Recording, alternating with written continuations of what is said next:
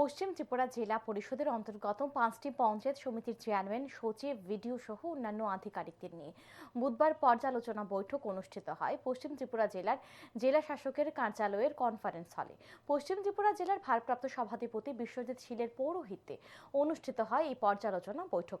মূলত এই বৈঠকে সংশ্লিষ্ট পঞ্চায়েত সমিতির এলাকার জনগণের উন্নয়নে রাজ্য সরকার যে অর্থ বরাদ্দ করে তা কতটা ব্যয় করা হয়েছে, পাশাপাশি সময়ের আগে যেন জনগণের সেবায় সেই টাকা ব্যয় করা হয়, সেই বিষয়গুলি নিয়ে এদিন আলোচনা হয়। বিভিন্ন ব্লকেও ইতিপূর্বে এই ধরনের পর্যালোচনা বৈঠক অনুষ্ঠিত হয়েছে।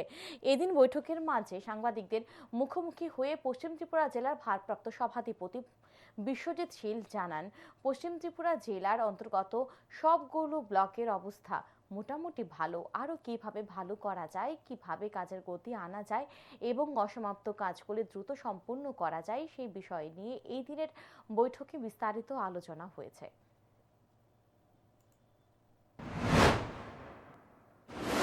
আমরা আমাদের এই পশ্চিম ত্রিপুরা জেলা পরিষদের অন্তর্গত আমাদের যে 5টা পঞ্চায়েত সমিতি এবং 4টা বিএসসি আছে, তাদেরকে নিয়ে আজকে আমরা বসেছি। সেখানে আমাদের মাননীয় চেয়ারম্যান যারা আছে এবং বিডিও সাহেব যারা আছে, পঞ্চায়েতের সচিব যারা আছে, তাদেরকে নিয়ে আমরা একটা রিভিউ মিটিংয়ে বসেছি।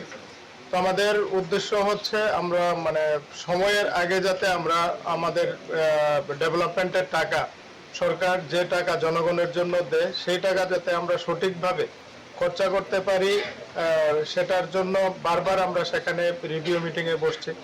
আমরা প্রত্যেক ব্লকেও সেখানে বিভিন্ন প্রধান, উপপ্রধান এবং পঞ্চায়েত সমিতি, জেলা পরিষদকে সেখানে নিয়ে বসেছি।